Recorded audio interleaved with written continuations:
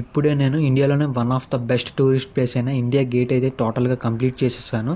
ఇప్పుడైతే నేను ఇండియాలోనే ఒక ఇంపార్టెంట్ ప్లేస్కి అయితే వెళ్ళబోతున్నాను. బేసిక్గా మనం తాజ్మహల్ కానీ, ఆగ్రా ఫోర్ట్ కానీ రియల్గా చూడడం కానీ, లేదంటే బుక్స్లో కానీ, యూట్యూబ్లో కానీ మనం చూస్తూ ఉంటాము. సో ఇప్పుడు నేను వెళ్ళబోతున్న ప్లేస్ గురించి అయితే యూట్యూబ్లో కూడా చాలా తక్కువ వీడియోస్ అయితే ఉంటాయి. చాలా పెద్ద హిస్టరీ ఉన్న ఈ ప్లేస్కి చాలా ఇయర్స్ అయితే ఎవరికి తెలియదు. 1993 తర్వాత ఇది వెలుగులోకి వచ్చింది, చాలా పాపులర్ అయింది. అలాగే యునెస్కో వరల్డ్ హెరిటేజ్ సైట్ కింద కూడా గుర్తించబడింది. సో అలాగే మినీ తాజ్మహల్ అని కూడా అంటూ ఉంటారు. సో ఇప్పుడు ఆ ప్లేస్కి అయితే ఇప్పుడు వెళ్ళబోతున్నాను. సో అదే హుమయూన్స్ టాంబ్, ఢిల్లీలో చాలా ఇంపార్టెంట్ ప్లేస్ ఇది. ప్రజెంట్ అయితే నేను హుమయూన్స్ టాంబ్కి అయితే రీచ్ అయిపోయాను. సో నేను చేసిన ప్రీవియస్ వీడియోస్ కనుక మీరు చూడకపోతే ఐకార్డ్స్లో డిస్క్రిప్షన్లో లింక్ ఉంటుంది, తప్పక చూసేయండి. హుమయూన్స్ టాంబ్ హిస్టరీ విషయానికి వస్తే, బాబర్ సన్ అయిన హుమయూన్ ఎంపరర్ మొఘల్ కింగ్డమ్కే అతను second ruler. Humayun emperor 1530 to 1540 అయితే రూల్ చేశారు. 1556లో చనిపోయారు. హుమయూన్ ఎంపరర్కి ఫస్ట్ వైఫ్ అయిన బేగా బేగం, హజీ బేగం అని కూడా పిలుస్తుంటారు. సో ఆవిడ 1565లో హుమయూన్స్ టాంబ్ని కన్స్ట్రక్షన్ అయితే స్టార్ట్ చేయించారు. అంటే హుమయూన్స్ గారి డెత్ జరిగిన 9 years తర్వాత. సో 1571లో అయితే ఇది కన్స్ట్రక్షన్ కంప్లీట్ అయిపోయింది. ఈ హుమయూన్స్ టాంబ్కి కన్స్ట్రక్షన్కి మెయిన్ ఆర్కిటెక్ట్ వచ్చేసి మిరాక్ మిర్జా గియాస్ అనే ఒక పర్షియన్ ఆర్కిటెక్ట్ అయితే వర్క్ చేశారు. సో అతను ఆగ్రాలోని, ఢిల్లీలోని చాలా ఇంపార్టెంట్ బిల్డింగ్స్ అయితే కన్స్ట్రక్ట్ చేశారు. సో అతను చనిపోయిన తర్వాత అతని కొడుకు సయీద్ మొహమ్మద్ ఇబిన్ మిరాక్ గియాస్ మొత్తం దీన్ని టేక్ ఓవర్ చేసుకొని ఈ ప్రాజెక్ట్ని అయితే కంప్లీట్ చేశారు. ఇప్పుడే నేను హుమయూన్స్ టాంబ్ లోపలికి అయితే వెళ్తున్నాను. సో ఇది చూస్తే మీకు ఎక్కడో చూసినట్టు ఉంది కదా. సో దాని గురించి అయితే మొత్తం నేను ఎక్స్ప్లెయిన్ చేస్తాను మీకు ఇప్పుడు. హుమయూన్ టాంబ్ వచ్చేసి ఇండియన్ సబ్ కాంటినెంట్లోనే ఫస్ట్ గార్డెన్ టాంబ్ అప్పట్లోనే.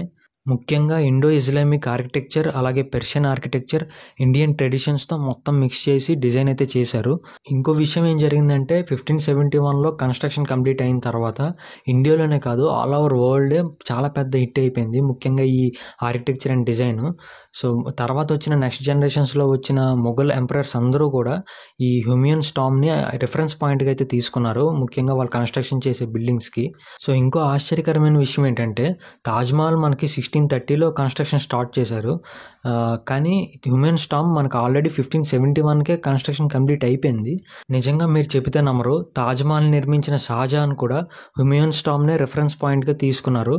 సో అందుకే తాజ్మహల్లో ఆల్మోస్ట్ 40-50% హుమయూన్స్ టాంబ్ రిఫరెన్సే కనిపిస్తూ ఉంటుంది మనకి.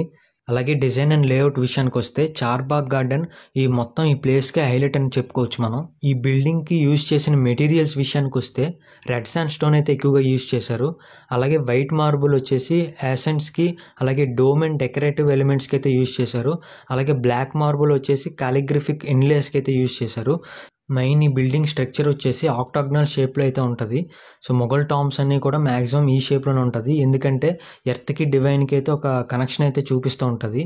అలాగే సెంట్రల్ డోమ్ విషయానికి వస్తే మొత్తం వైట్ మార్బుల్తోనే చేశారు. మొత్తం 42.5 meters హైట్ అయితే ఉంటుంది, అంటే సుమారు 140 feet దగ్గర ఉంటుంది హైట్. మొత్తం హుమయూన్స్ టాంబ్ ఏరియా వచ్చేసి 30 acres అయితే ఉంటుంది. హుమయూన్స్ టాంబ్ అంటే హుమయూన్ గారి సమాధి, బేగా బేగం గారి సమాధి మాత్రమే ఇక్కడ ఉంటుందని మాత్రం అనుకోవద్దు. ఆల్మోస్ట్ 150 మొఘల్ ఎంపరర్స్ సమాధులు అయితే ఇక్కడైతే ఉన్నాయి. సో ఇంకొక ఇంపార్టెంట్ విషయం ఏంటంటే, బ్రిటిషర్స్ వచ్చిన తర్వాత ఈ బిల్డింగ్ని అయితే చాలా మార్పులు చేర్పులు అయితే చేశారు. అయితే 1947లో మనకి ఇండిపెండెన్స్ వస్తున్న టైంలో చాలామంది ముస్లిమ్స్ పాకిస్తాన్కి అయితే మైగ్రేట్ అయితే అయ్యారు. సో అప్పుడే ఈ హుమయూన్స్ టాంబ్ని రిఫ్యూజీ క్యాంప్ కింద అయితే యూజ్ చేశారు ఆల్మోస్ట్ 5 yearsకి. సో అప్పుడే ఆ టైంలోనే ఈ బిల్డింగ్ మొత్తం చాలా వరకు పాడైందంట. ఆ తర్వాత 1993లో ఈ బిల్డింగ్ని అయితే టోటల్గా రీస్టోరేషన్ అయితే చేశారు. సో అప్పుడే టోటల్గా అయితే ఈ బిల్డింగ్ని రీసెర్చ్ అండ్ అనాలిసిస్ అయితే చేశారు. సో అప్పుడే ఎన్నెన్నో విషయాలు అయితే బయటపడ్డాయి. టోటల్గా మొఘల్ ఎంపరర్ తాలూకా సిగ్నిఫికెన్స్, అలాగే చాలా హిస్టరీ అయితే తెలుసుకున్నారు. సో ఇక్కడ మీరు ఎదురుగా చూస్తున్నారు కదా, ఇదే మెయిన్ హుమయూన్ గారి సమాధి. సో అప్పుడే వెంటనే 1993లోనే యునెస్కో వరల్డ్ హెరిటేజ్ సైట్ కింద అయితే హుమయూన్స్ టాంబ్ని డిక్లేర్ చేశారు. సో అప్పుడు 1993 తర్వాత అయితే వెలుగులోకి అయితే వచ్చింది. అప్పుడు చాలా వరకు వరల్డ్ మొత్తం పాపులర్ అయితే అయ్యింది. 1993కి ముందు అయితే మాత్రం అస్సలు చాలామందికి అయితే తెలీదు దీని గురించి. సో 1993 తర్వాత మాత్రం చాలా పాపులర్ అయింది. అలాగే ఇండియాలోనే one of the best historical monumental place కింద కూడా అయ్యింది. ఇంకొక గొప్ప విషయం ఏంటంటే, మనం హ్యూమన్ స్టార్మ్ లోపలికి ఎంటర్ అయిన తర్వాత బై సపోజ్ మనం లెఫ్ట్ సైడ్ నుంచి కనుక ఎంటర్ అయితే, సో లెఫ్ట్ సైడ్ నుంచి వచ్చామన్న విషయమే మనం మర్చిపోతాం. ఎందుకంటే అన్ని వైపులు కూడా ఒకలాగే ఉంటుంది, సేమ్ ఒకలాగే ఉంటాయి. సో చాలా కన్ఫ్యూజ్ అయిపోతాం, చాలా టైం అయితే పడుతుంది మనం రికగ్నైజ్ చేయడానికి ఎటు నుంచి వచ్చామో. సో ఇప్పుడైతే నేను టోటల్గా హ్యూమన్ స్టార్మ్ అయితే కంప్లీట్ చేసేసాను. ఇప్పుడు మీరు కిందనైతే చూస్తున్నారు కదా, ఇదైతే ఆర్ట్ గ్యాలరీ. సో ఇక్కడైతే నేను కొన్ని ఫొటోస్ అయితే తీసాను, అది తర్వాత మీకు లాస్ట్లో చూపిస్తాను. సో ఇప్పుడైతే హ్యూమన్ స్టార్మ్ అనేది మొత్తం కంప్లీట్ చేసేసాను. ఫైనల్గా ఇంకొక విషయంలో చెప్పాలంటే, హ్యూమన్ స్టార్మ్ అనేది మొఘల్ ఆర్కిటెక్చర్కి ఒక మోస్ట్ ఇంప్రెసివ్ ఎగ్జాంపుల్. అలాగే one of the most important historical monuments ఇండియాకి. హ్యూమన్ స్టార్మ్ నిజంగా మస్ట్ విజిట్ ప్లేస్ అనే చెప్తాను.